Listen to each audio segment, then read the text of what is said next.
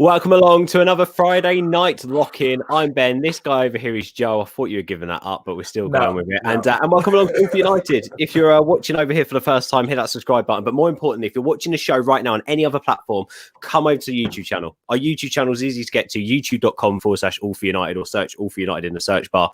Come and join in with the show on the live chat. You're going to get a chance to play along with the ultimate Manchester United fan quiz a little bit later on, which is themed. And Joe's going to tell you all about that a bit later on. You can join in with the My First United game, which we're going to be doing with our guests a little bit later too. And of course, join in the conversation. We're going to be talking about a big 10 days ahead for United, because it really is. And we're also going to be chatting just a little bit about Ed Woodward's comments that have come out today, where he seemingly backed Ole Gunnar Solskjaer. And Joe, he said that we've got money. How do you got money? What? Us? No. Spend it in the summer. No, because we have money now that it suits them. Now now it suits them, because now we're the richest club in the world again. We weren't in the summer, but right now we are. But don't forget, Ben, it's December now, so next month, who knows where that money will go somewhere? You know, it could be anywhere. It could be absolutely anywhere. The Glazers need to go and do some Christmas shopping, so we're probably not going to have that money anymore. But you know what's quite interesting? Jamie Jackson put this up the other day. I don't know if you saw it. Brilliant tweet. It was back page, and it was the Ed Woodward interview. Apparently, it was, I can't remember if it was 6 or 8 years ago yesterday, that he made the comments about us becoming the Premier League version of the Galacticos. Can you believe that was 6 to 8 years ago? God, I remember that so well. And we've gone full circle now. We're back to now going for young talent and building them up. Yeah. We've gone proper full circle. But some really good news from tonight. Pellistri scored his first goal for Man United. Scored for the under-23 tonight. Nice composed finish. Lovely strike. I don't know if you guys watching saw the goal. If you want to get in the comments about Pellistri, we're going to be doing a bit of a special show on him with Peter Bolton, who's just a Manchester United fan legend. He watches literally United at all age categories. He's going to be coming on and talking about the promising young talent we've got, and what he's been impressed with about Pellistri so far. So we're going to be doing that a little bit later. Anything you want to add, Joe? Anything you want to add at the start of the show? No, just United are great. That's Preach. How many Guinnesses have you had on the build up to this show? Because we've got a proper Irish theme going on tonight. Yeah, I know. I in the build up for this alone, I've had 4 Guinnesses since the pubs have opened today. So it seemed only right to do it. You know, it's not Paddy's Day, but it might as well be, since I am for once outnumbering you, Ben, when it comes to Irishes. And I've been dying for this. I am dying for this. Well, let's get on our Irish panel, shall we? We'll start with our first guest, journalist, writer, and all-round great guy. Joe, as soon as we put the show together, actually said, do you know what? I know a really, really good Irish journalist, and I want us to get him on. David Sneyd. David, welcome along to the show, buddy. It's good to have you here. How are you doing? Good evening, lads. I'm very well. How are you keeping? Yeah, we're good. Having the time of our life. This is class. I wish we have had as many Guinness as Joe, because we sound very excited. No, this is me. This is me normally. I'm kind of dialed down from the Guinnesses. You should see me when I'm sober. David, if you get a chance, go back and watch the match reaction to PSG, right? Joe had started drinking during the game, and at that point had a few, lost his rag completely at the end of the game. Then what you need to do is go and watch the preview show, which we put on the channel midday the next day, and Joe is still necking bottles, and he gets more and more drunk through that preview show. So people watching that preview show at midday the next day must be thinking, Joe started early. God, didn't the Irish really do drink, didn't they? Yeah. I just never stopped. Literally never stopped. But anyway, David, let's get on to you. Let's chat a little bit about you. Obviously, you're a journalist. You contribute to many outlets. So I suppose the big question for you is this whole pandemic that's been happening. Sports has been disrupted in whole. It's not just football. But what's been the biggest difference for you recently that you've had to get used to since the pandemic hit us? Biggest difference? Well, other than getting married. Congratulations. Yeah. Woo! Yeah. Do you know what? Well, from a work point of view, it has been very tough, because you're based in Dublin, would go to a lot of games, obviously League of Ireland games, cover the Ireland team.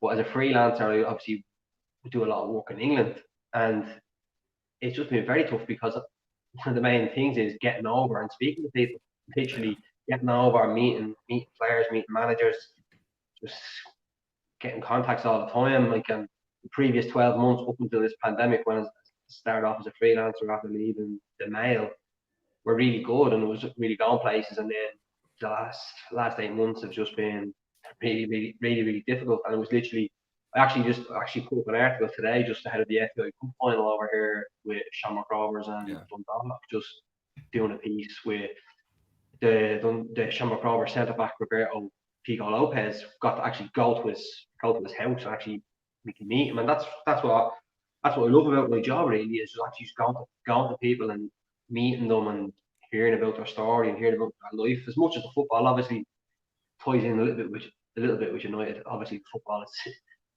is what draws you in, but it's everything around that really that makes it special. And obviously, as much as it's been tough watching matches on telly, that's what makes it more difficult watching United at the moment, is because you can't be there. You can almost justify some of the disappointing results because the 90 minutes of a match is only part of the reason why you do it. It's about everything around. It's about going and meeting your mates.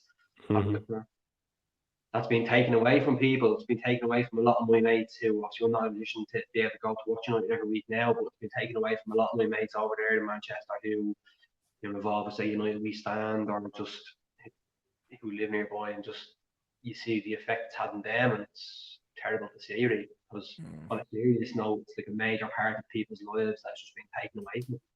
Yeah, it's tough, isn't it? It's tough for everyone, and as you say, hopefully though, as these tiers set into play, people can start getting into grounds. Obviously, people can start getting more access. But I was watching one of Scientific Advisors the other day saying that actually it might be that we naturally all start to adopt these social distancing methods and all start to be a little bit more cautious in what we do. Anyway, I'm just going to get this up here. Stuart says, "Evening lads, Guinness in the fridge. I blame Joe." God, Joe, what are you doing to people?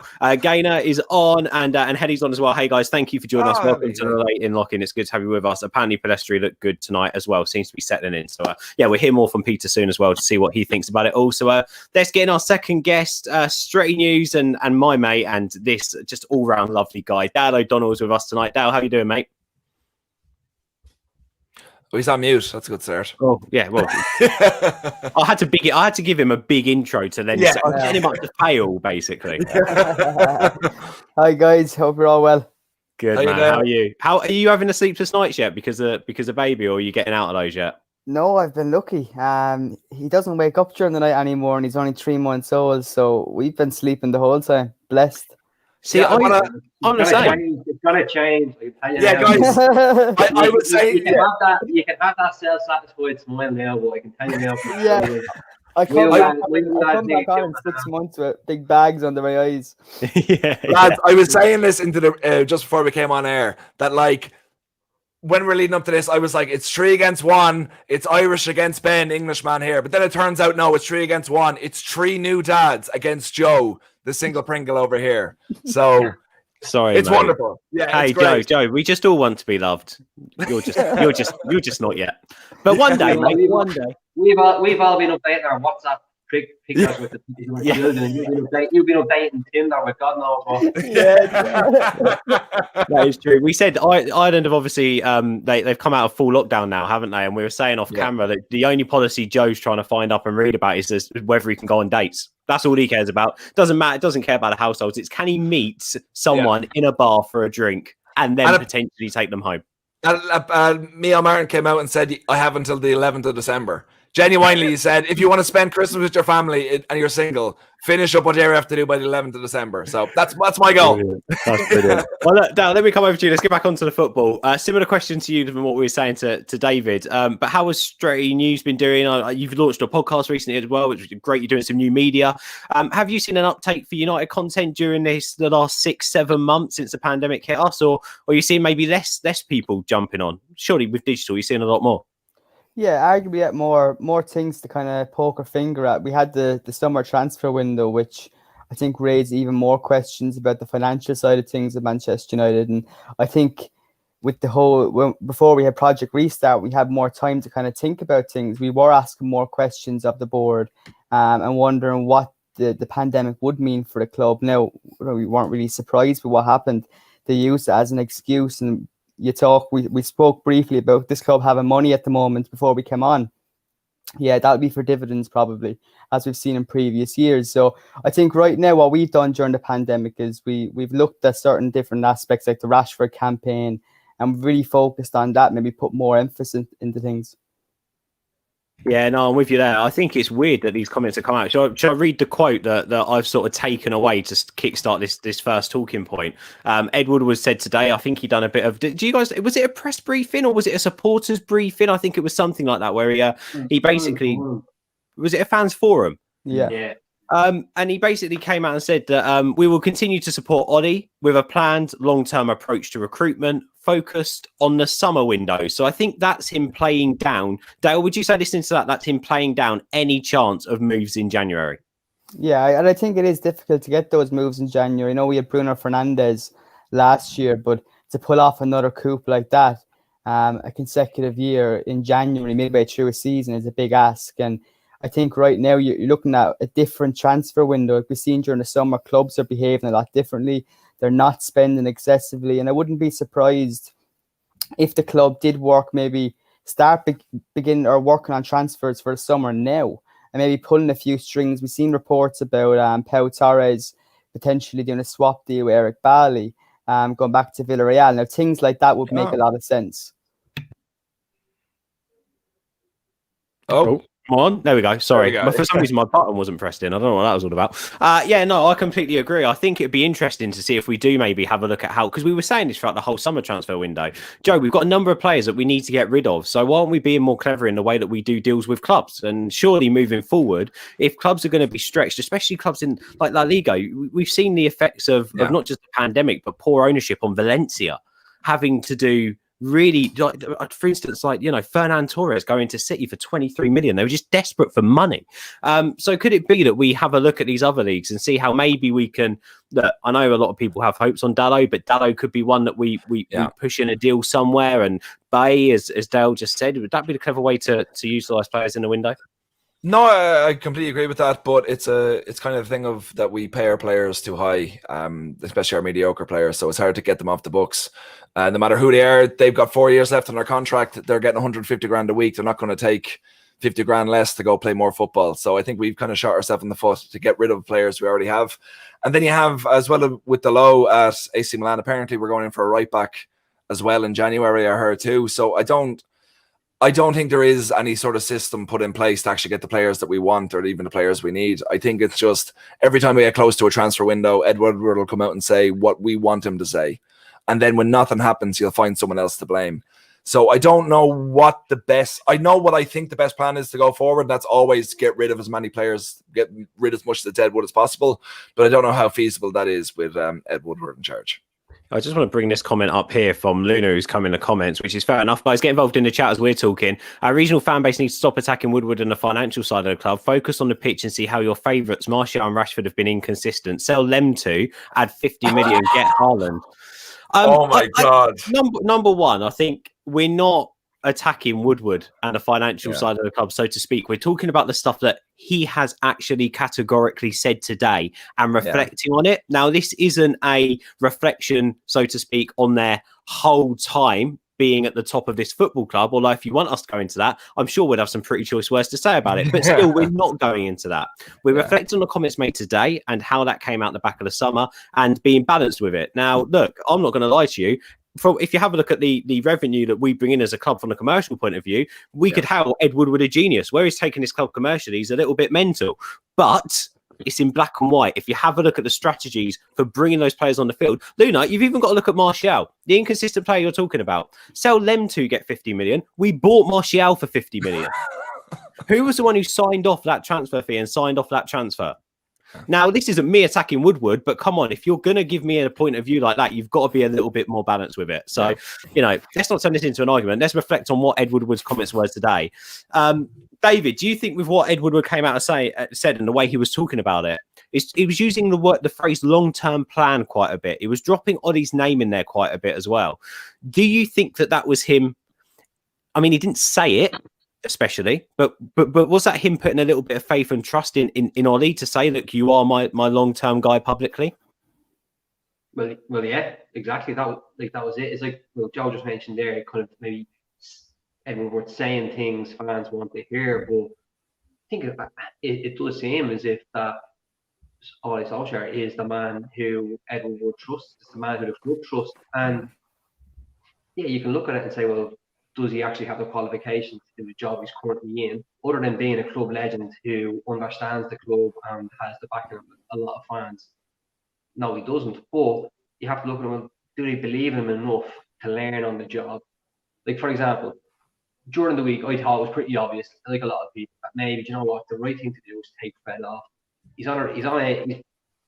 It's silly to keep him on, even though the suggestion was maybe he didn't believe as if he had anyone on the bench who could actually do what he was doing in that game against PSG. But tactically, just game management wise, it was a poor decision.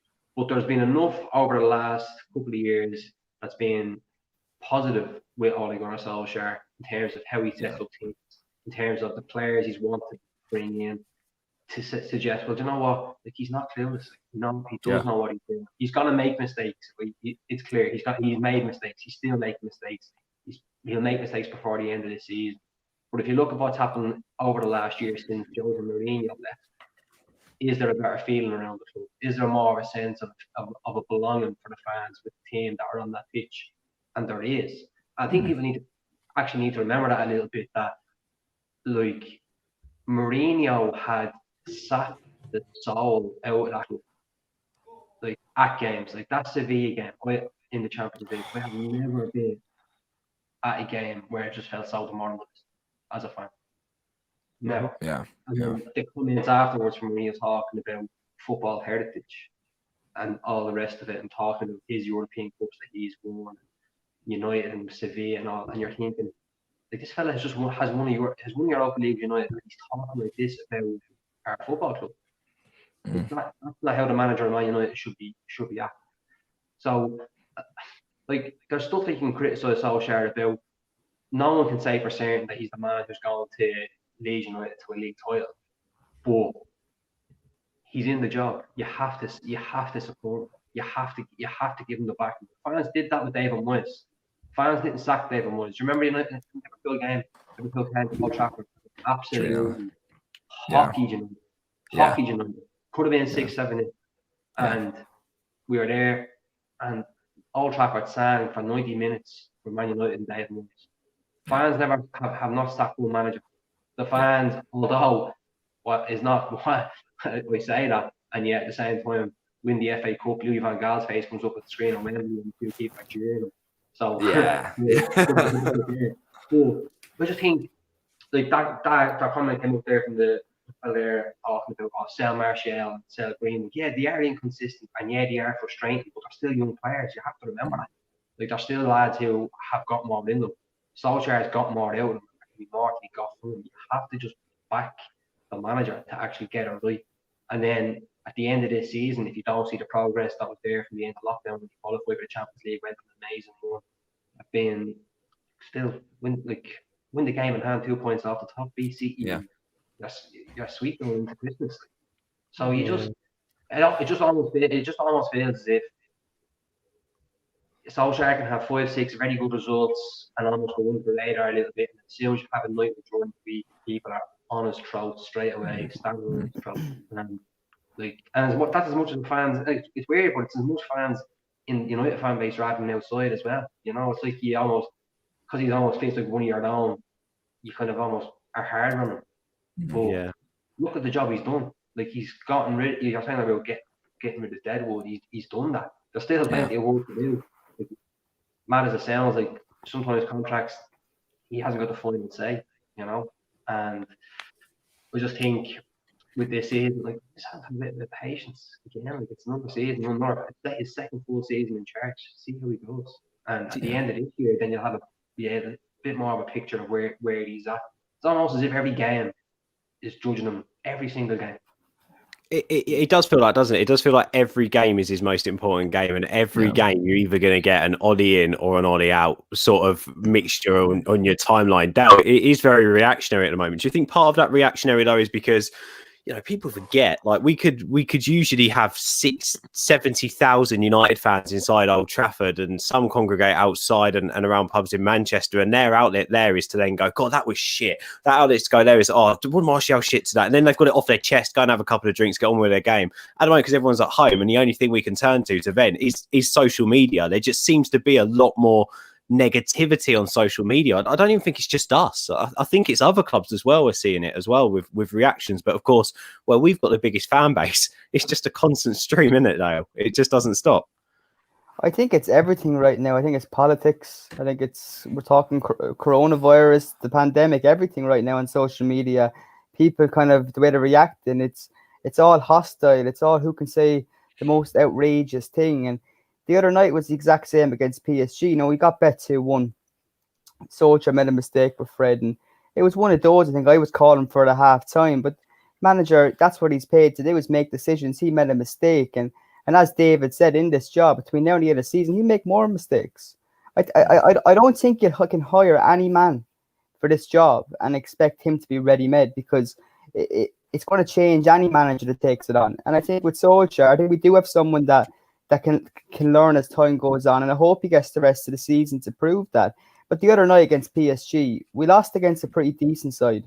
We're top of Group H. But we played well. We played really well. We did play well, and the thing is, we play against a good side. We lost. That happens in football. And if you look on social media, people reacting to call for the manager's head. You look at the table. We're winner game in hand. We're 2 points off the top. We're currently on top of our group. What are people complaining about? Yeah. Like you look at the other teams in the Premier League, they're all inconsistent, including Liverpool. There's at least 7 points off their tally of what they were at this point last season. Everybody's suffering with consistency. So if we can get on a win and run, which we have done in the previous 2 seasons under Solskjaer, if we can get on a good run like that again, we'll be right up there. Right up there. Mm-hmm. Yeah, it's also it's worth mentioning as well that the calendar year we're second for games played. We've lost 3 games and drawn, I think, 3 or 4. Like, we're only behind Liverpool on 2 points. So if you take this year as a whole, we're second in the table. So I think it's that kind of thing of no matter what Solskjaer does, every time we have a bad result, every time we have a bad run of form, it's calling for his head. But every time we're on a good run of form, which you've had several times under him, it's when will he lose again? It's never like enjoying the moment. It's about when's it going to fall under again. So, well, we're going to talk about the games coming up in just a moment, because I do want to hit on that, because again, we're going into the game away to West Ham, and I just feel like we don't know what United are going to turn up, and it is such a difficult game as well, that away to West Ham. If you look at our record. Our record. Who's been drinking Guinness? If you have a look at our record at the London Stadium, it's awful. But then you look at our away record at the moment, it's freaking amazing. So why am I so nervous going into this game away? It's really weird how that atmosphere is working at the moment. But just hitting on one more point, and something that I put up on Twitter earlier on, David, and I'll get a quick thought from you. The money's there. Maybe not for January, but say, for instance, the money is there in summer. Right now, looking at this side, if you could pick one position and one player, who are we going all out for this summer? I have no idea. Wow. Right, these questions, I didn't expect them to be this hard. That's another issue, right? And it's something about transfers. I don't know. I'm not obsessed with transfers. And if you look over the last few years with United, they've made such a hames of so many, and they've made such a hames of the recruitment. Like say the whole thing with Donny van de Beek is signed by United, and he's clearly signed where Solskjaer wants in and around the squad. Going to be Champions League football. There's going to be big games coming in. He wants quality in there. Doesn't start in Premier League games. People are like, oh, he's not his sign, and Solskjaer's in the line. Solskjaer didn't want him. It's clear Solskjaer wanted him, but he wanted him as part of the squad. It's almost as if every player now you might have to sign has to come in and change everything. Has to come in and be the one who gets them back. Now, obviously, Bruno Fernandes has been sensational since he's come in. You're not going to be able to get players like that to make that kind of impact. I hand and do not care who Man United sign. I'm not asked who Man United sign. All I want to see is some sort of plan in terms of overhauling the squad, and just bit by bit. Doesn't have to be straight away. We've seen enough success over the last 25 years not to be like, you know what, we have to do it this year, have to do it this year. It doesn't have to be like that. If they trust Solskjaer to build a team, build a squad, bit by bit, if it's Donny van de Beek here, Bruno Fernandes there, doesn't matter who they bring in. Cavani, even though I was very sceptical about him, considering the fact that he was in a free transfer and they only got him in near the end of the deadline. But he looks the business. He looked as if he's a fella who looks after himself, he proper flow. Would you say then, David, sorry to butt in, would you say then that you have more, one of the reasons why you don't care as much at the moment is because you have more faith in the fact that given the track records of signings that Ollie has brought in recently in the club, that you think that they will strengthen in the right areas that are needed? You have that faith in them? Yeah, I do. I think if it's down to Solskjaer to actually look at players and pinpoint players, I think he's proven so far that he clearly has a enough players. Because you've seen, you've heard about the fact that he has a bit of an old school approach in terms of wanting to actually find out about players' character. He can get in touch with people and wants to be a bit hands-on. So that bodes well. When I say I don't care, what I mean is, like, I'm not waking up at 4 o'clock in the morning with my son and checking Twitter to see who Man United we think with and say, oh, I hope we get him. I hope we get him. Like, that's not, to me, that's not what United is about. It's not what football is about. It's about what it's like online. It's about people who maybe just want to, I don't know, people who change their cars every 3 months, change their board every 3 months. Yeah. You just need, like, I don't know, you just need to have a bit of faith in the manager, bit by bit. Like a football team, you're saying about the Galacticos. That's not what United have ever been doing. Ever been doing. You might make them, but they don't necessarily sign them. And since Ferguson left, and up until Solskjaer, really, that's been the policy. So, like, when I say I don't care, listen, of course I do. You want to see United be smart, and you want to see them buy good players, and you want to see them progress. That's what I want to see. So it doesn't care. I don't know. I would have taken don't sign anyone. United should save their money. Don't sign anyone. That would have been brilliant to put at the start of the video, because I think that's probably the topic that no one's covering right now. Like, this is what I'm saying, but like people who are watching this, or fans who are watching this, they'll be like, "Oh, we get this player, that's going to change everything." It doesn't change everything, and then like, "Oh, we get this player," and it's just a constant stream of we need this, and we don't. Like, you just need to. Football doesn't work like that. Like at the moment, there are a few teams in the league who are better than Manchester United. There's quite a lot of teams in Europe who are better than Manchester United. You have to accept that. Yeah. Bear in mind that United should have to cop on as a major club to be able to rectify that. That really, you can't really say with confidence that that's going to change because of some of the signings that we made. But at the same time, there's been a couple there who've come in, and you have to say, well, they've actually done the business, and hopefully that's what will progress. And what I'm saying is with science is, like, don't get hung up on. All you have to do is try and, if you believe in the structures that are in place to get players in and get players who are going to make a difference, that's what's most important. And that's the issue at the moment. Is that there? And I don't think it is really. Considering, like, we're talking about the transfers. Sorry, I'm rambling on here, but like, so that quote from Woodward about the summer window. Solskjaer wanted Bruno Fernandes last summer. United, Daly didn't get him and only got him in January. So you have to ask, well, where's the plan in there? So, like, you have to look at last season as well. What would have happened if Bruno Fernandes had a full pre-season with United last year and been there for the full season, considering the impact he had coming into January? So that's another issue. I suppose, Dale, for us, and we see quite a lot of how many hits the names like Sancho, Upamecano, Haaland get on articles and on videos and bits and pieces like that. And I think if you have a look at Twitter and you believe the hype, these are 3 players that United potentially should be interested in. Whether you can get them all done in one window or not, it's a different story. But still, names are always floating around with our football club. So for you, I'll put a similar question to you as I put to David. If you had to look at the team now and highlight one area and potentially one player to fill that role, where would you be going for? I think it has to be defence. I think we really need a centre back. The name you mentioned, Upamecano, this is the part that I think everyone needs to be really honest with themselves about. I don't watch enough of Leipzig every season to really say whether he's good enough to make a difference in Manchester United. But this is the part where I scratch my head: is why is it every summer Manchester United have 1 or 2 prime targets, and they could be in different roles. And if they don't get those targets, they don't seem to have many other players they can fall back on. And last summer, there was talk, we didn't get Jadon Sancho. There was talk about Dembele. There was talk about other players. It was nonsense. But the thing I want to know is the scouting network and Solskjaer as well. Surely there's a big list of players they're watching every year. Like, at the end of the day, I write about Manchester United. I couldn't tell you what players they need to sign, because there's people there that are a lot more qualified than me that have made a lot of bad decisions in recent years. But they do need to sort out a centre back. And another position I think that really needs strengthening. They need a much better holding midfielder. I know we're seeing people there starting games like Fred, McTominay, and Matic, but I think one player needs to come in who's better than all three of them to make a big difference in front of that defence. I think if we're talking like a defensive midfielder and a centre back, that's two key areas within the spine of a team. And if we're still that short, then we shouldn't be expecting miracles right now. So maybe, like we were having a conversation the other day, Joe, maybe we are even slightly overachieving at the moment, but fans don't want to realise that because we're Manchester United and should be always striving for more and striving to do better. It's just realistically looking at the situation. But same question to you, Joe. I mean, Dale and David are getting splinters sitting on the fence here. So come on, don't fall off of it. You tell us one key area that you have seen that we need some strengthening and the player that we should bring in to strengthen that area.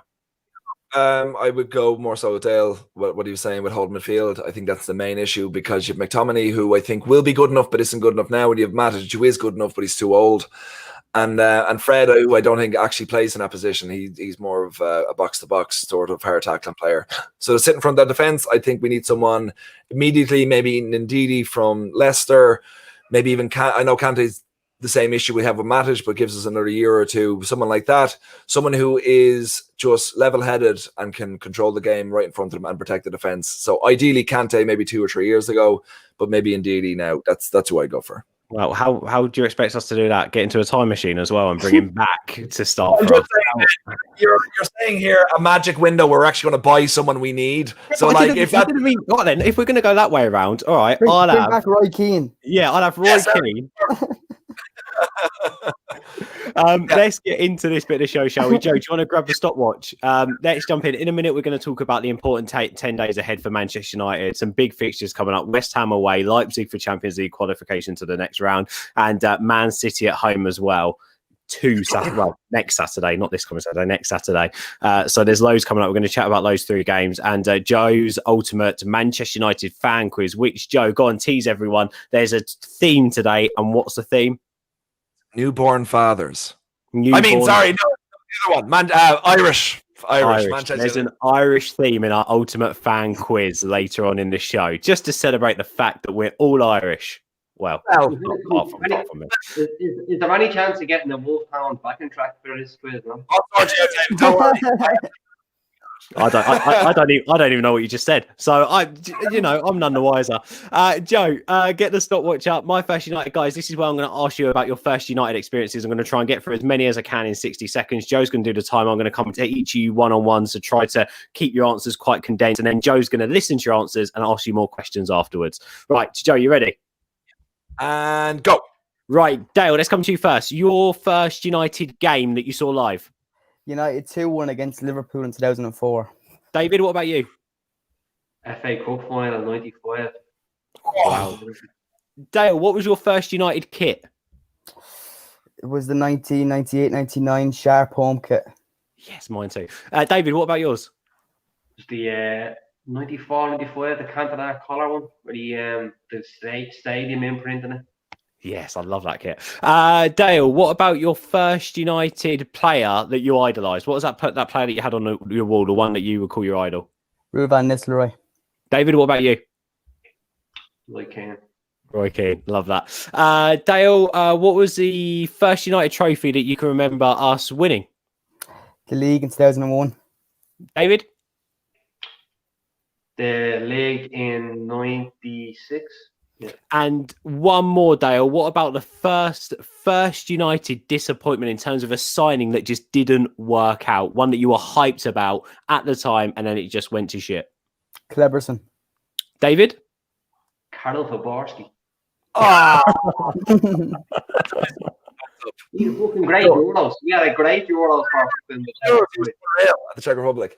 I've got one question, and it's immediately for David. How the fuck did you manage your first United game to be the FA Cup final? I know. What a glory hunter. What a glory hunter. I went with my dad, who was actually a Liverpool fan, and he got tickets with a mate of mine. Mate of mine's dad had grown up in Dublin from the local team we play for, Escar Celtic. And we went, and I don't know, I never actually asked him how exactly, but United mad. And actually, remember, we got taken out of the ground because we were actually in the Everton end behind the goal where Paul Lloyd outscored. I remember start crying when he scored and realising that we're going to lose and literally getting spat at. Literally, got spat at and getting stuff thrown at us and everything. And then we got taken out, and this scouser came out with us and offered to bring us up to Liverpool that night because he was having a barbecue with his family and stuff after the final. Because he obviously realised, why is this? I'm trying to think what age I was, 7. Why is this 7-year-old getting like abused for crying because he realised something like that? But yeah, that's actually that. And then the next game, the first game at Old Trafford was when Paolo one chopper out from the halfway line for Derby County when Derby beat United 3-2. Jesus, you have a bad run of form immediately. Like, literally attacked in your first game. I just realised that you said, I thought you meant the Liverpool United game. You're at the Everton United FA Cup final. Yeah, sorry, Everton 95 when they got beat. Yeah, oh jeez, that's miserable form. And what was it like the atmosphere going in there for the first time for you? Can you remember? I'll be honest, I can't know. I can remember getting a thing of Coca-Cola thrown over me in Wembley. That's literally what I can remember. And that was it. And obviously not being like, but the only other thing I can remember from the first game at Old Trafford was one Walker's crisps being a different colour when they're salt and vinegar than they are in Ireland. That's right, they're green over there, yeah. Crisps are green, salt and vinegar crisps are green. In England, we stayed in the Britannia Hotel on Portland Street in town. Went with my 2 cousins and my uncle, who's actually a Derby County fan. With my dad, who's a Liverpool fan. Liverpool played Coventry the next day. Coventry beat. And I remember getting a long sleeve jersey. I mean, absolutely. I was off my head. I couldn't believe it. A long sleeve jersey. Rocking back into school afterwards, thinking it was the absolute shit with a long sleeve jersey. That shows you where the Ireland was in the mid 1990s. Yeah. And Dale, for you, your first game was against 2-1.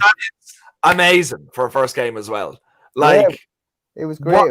It was a Monday night game. So because it was my first game at Old Trafford, I was brought over and we took a walk around that Monday morning around where the players drive in. Did Silvestre score in that game? Scored 2. That's 2-1. Right. Yes. Yeah. So before the game, it was my first trip over and I got to actually meet the whole squad as they were going into the stadium. So the first time over, getting to meet Sir Alex Ferguson and being starstruck, speaking to Cristiano Ronaldo. I remember actually Roy Keane and Van Nistelrooy were late to coming in.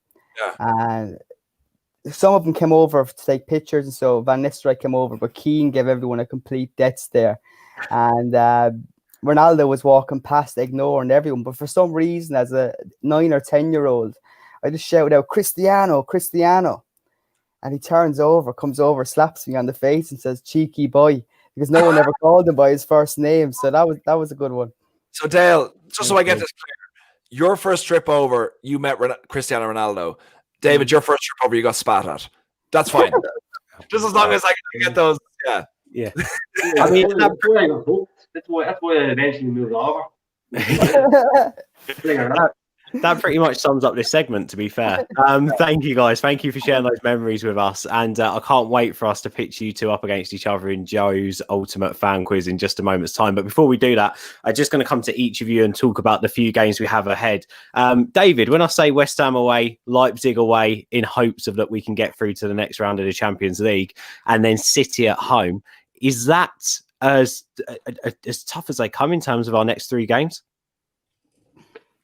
I don't think it's as tough as they come. If you're going off already playing Leipzig, it's fancy United to get a result there. They've been far from impressive this year. I think with the most, I don't know, if you're going into that game, maybe the fact that there's so much on the line that might maybe creep into it. But if you're looking at the Solskjaer's pedigree and the track record, you'd imagine that United would go there and get a result. That's obviously in a few days' time. West Ham, they've had a decent start to the season. I think the fact that, as Joe mentioned earlier, everyone's been so inconsistent. They've hit on a bit of consistency, but they haven't been in great form. Villa should have hockeyed them early. Villa really impressive against them the other night. I think that was another night where you're thinking, Jack Grealish, what a player. Yeah. What a player. Like, this lad, this fella is the real deal. We mentioned earlier about a player. I would love to see Jack Grealish play for Man United. Yeah. I think he's actually shown that he's not. Well, I had him pegged as a bit of an Astro player, a bit of a fancy fan. Maybe didn't do it, but over the last year, 18 months, he's shown it last season and even into this season for England.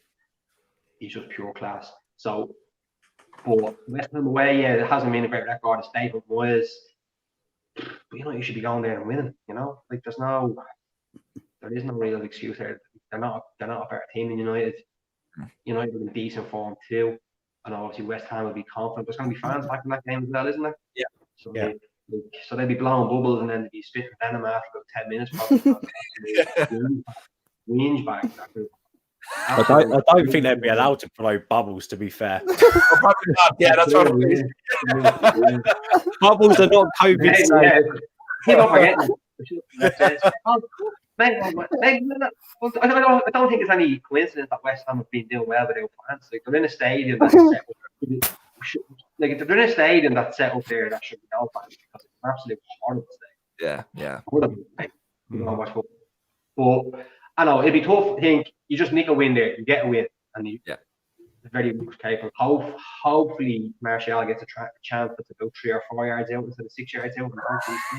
I don't know. I trust him more being on the edge of the box and going for the top corner than I do being right in front of the goal.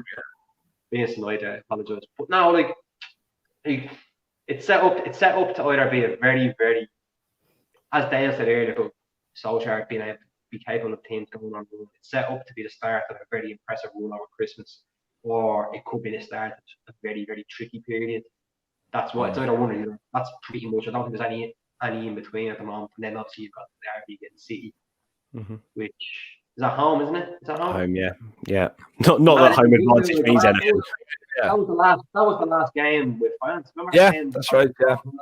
Like if you go back to that moment as well, go back to that game.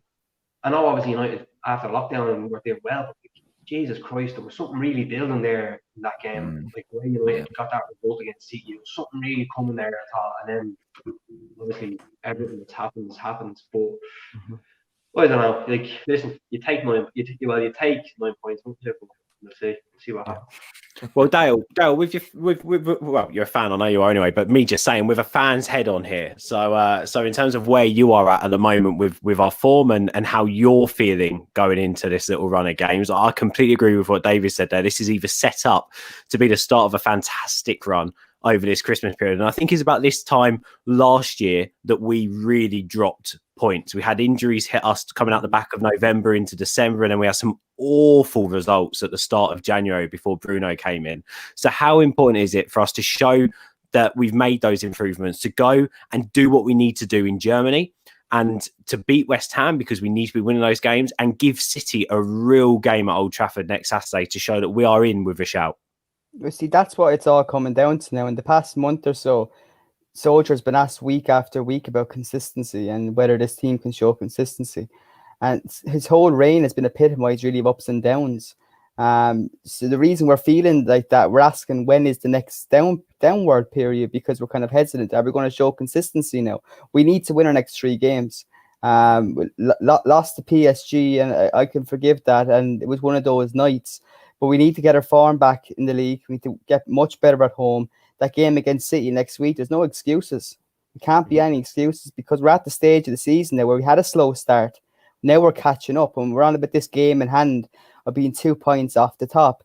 That's worth nothing if you can't go through a spell like this and get 3 wins. And it really has to be expected, because you look at the players we have on show, and Cavani, Martial, Rashford, and maybe that trio is starting to click. I know Martial needs to do better in front of goal, but if that starts to click, you have to be beating teams. I know the defense is pretty poor and it's leaking goals, but I look at the team on paper. This team is capable of outscoring most teams. Like, come on. But our defence has shored up as well, though, recently. We haven't really been leaking. I mean, I know we lost 3-1 against PSG, but like we say, we actually played well.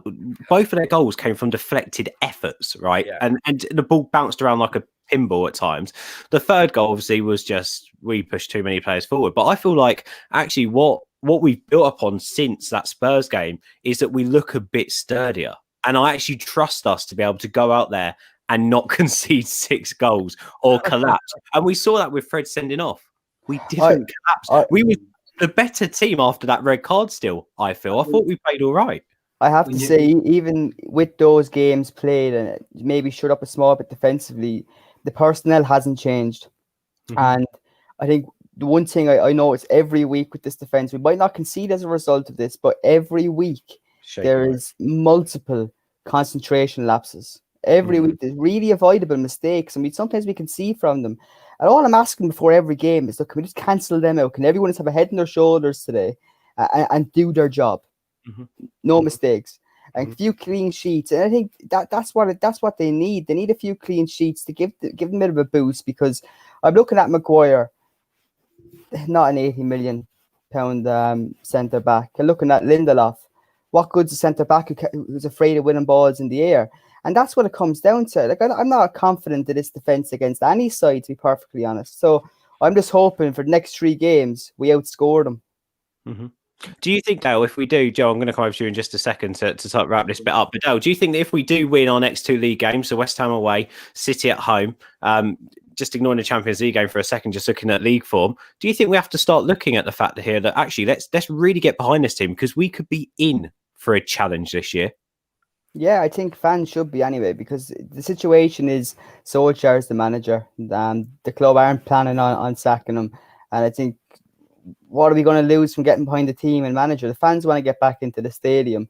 And I can guarantee you when they do, it'll be a very, very different atmosphere to what you read on your timeline on Twitter. The fans that get behind the players, they get behind the manager. And I think they need that as well. I think we need that. I think once we get fans back in stadiums and we start getting the natural reactions of other fans in front of us, if you are watching at home on TV, I think that just added a whole lot of positivity over every single situation in some aspect. So I think it's actually going to help us all. But Joe, just final point on this. As I said, and I'll put this on Twitter, our next 3 games, West Ham away, Leipzig away, needing at least a point to get Champions League qualification, and then City at home. As a fan, how does that make you feel? Are you nervous going into this next 10 days? I'm nervous about tomorrow because West Ham is a bit of a bogey team. I think we'll get a result in Leipzig, even though we shouldn't have to, because how we started the group. And I'm looking forward to the City game, because I think we'll do them. Wow. Okay, nice and simple. Nice and short and simple.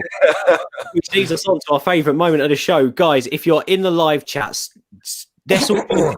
Let's have some fun. It's Friday evening. Let's stop debating about Martial and Rashford. We're all fans. We're all here together. We're all part of the late night locking crew. Let's get together and let's all take part in tonight's ultimate Manchester United fan quiz. Stick a like on this video. Subscribe to the channel now as well. By the way, we've got some great guests coming up on this show over the next couple of weeks before Christmas and also into the new year. So make sure you subscribe and check out those shows. But Joe, your quiz is ready to go. Oh, that nearly rhymed. Listen to that. And it's Irish themes. Did you want to tell us how it's going to work? Yeah, basically, lads, there's 3 questions. Each of you get a question each. If you get a question wrong, it isn't passed over to the next person. If you're drawn at the end of it, there is a tiebreaker question. There's the 3 questions. The first round is who am I? The second round is Irish goal scorer, and the third round is Roy Keane versus Dennis Irwin. So the first question, David. One second.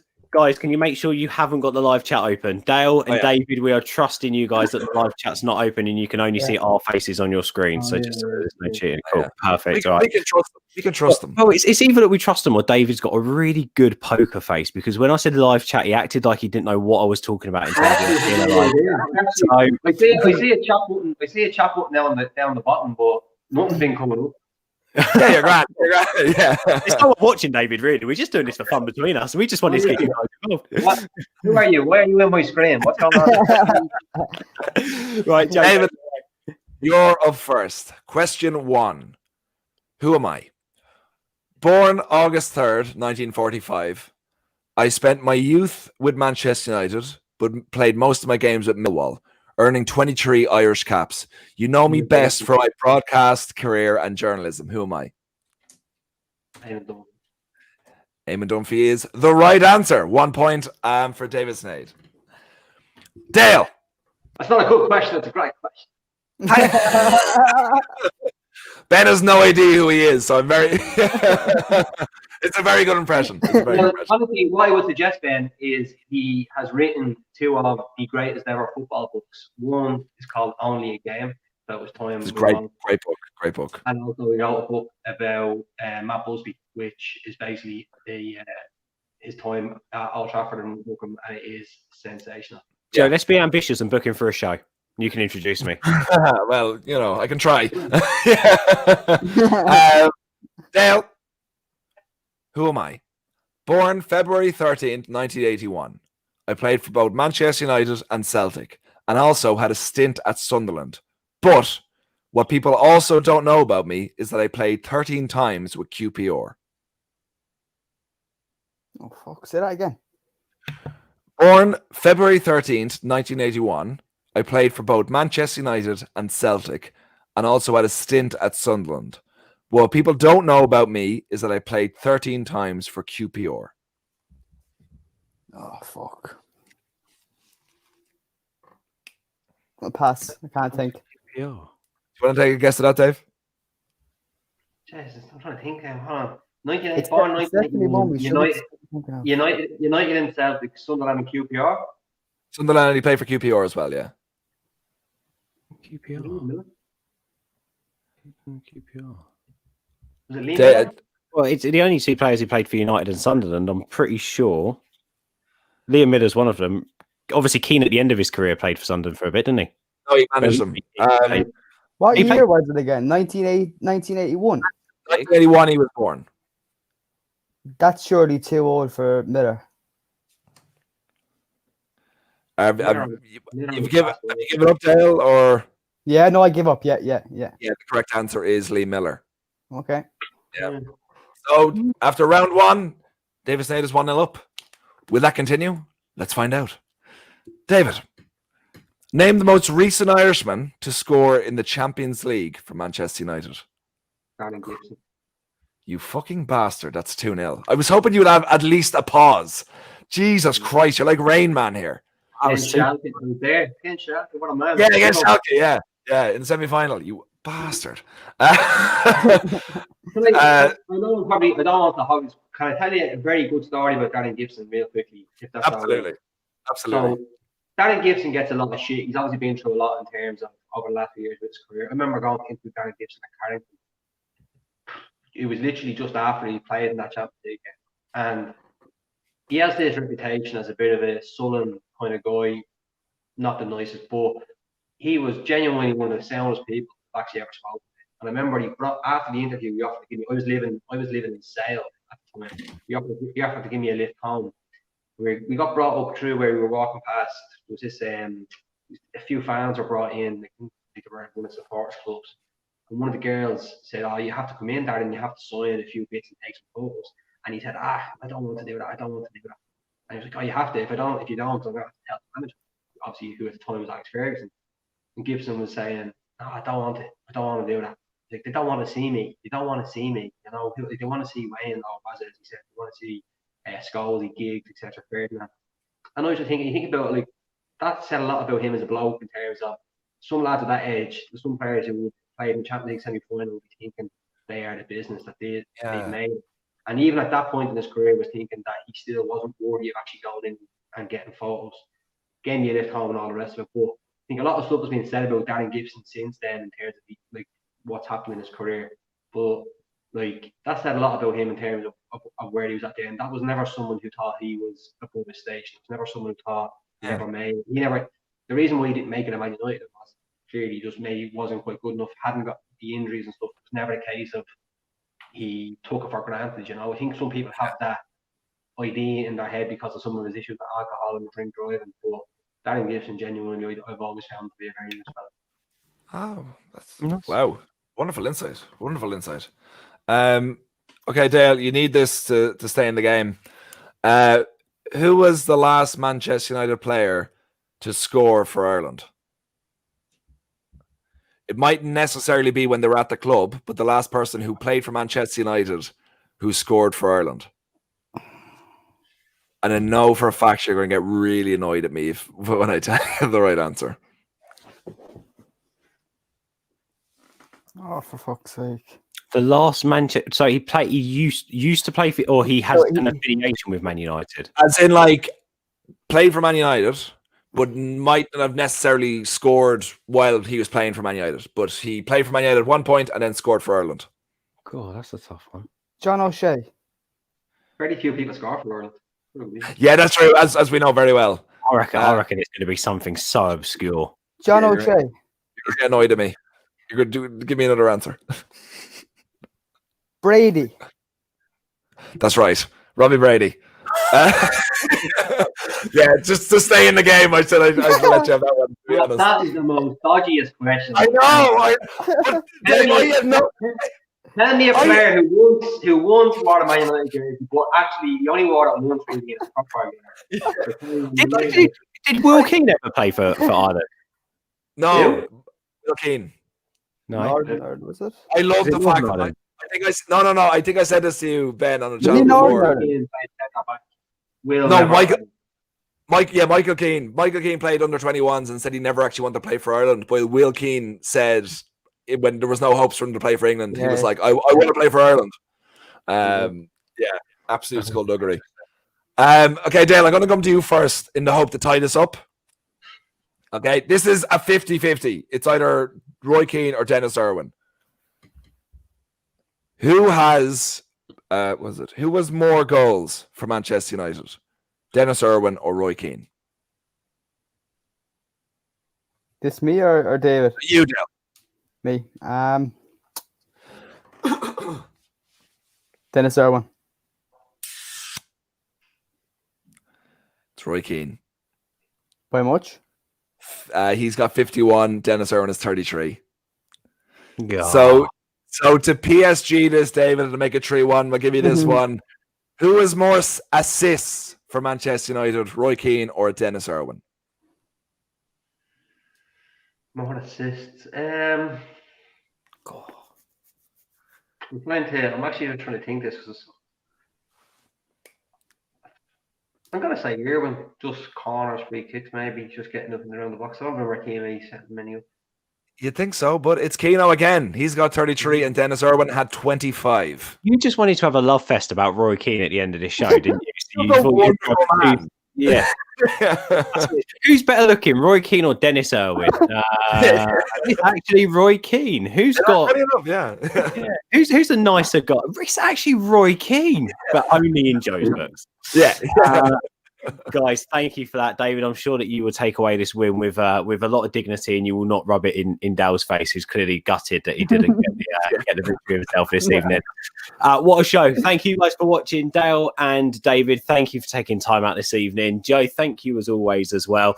This is All for United. Hit that subscribe button, hit a like on the video as well. We've got loads of match reaction happening after the show, after the game tomorrow at full time. Join us, win, lose or draw. We will be live with the interactive fan reaction show, and then straight afterwards live with the player rating show as well. Temi and Karthik all over both of those shows, so join us for that. And if you're browsing about this evening, check out the West Ham preview that's on the channel too. For now, check out Dale at Straight News, check out David over on Twitter, and we'll be back soon. Take it easy, guys. Night.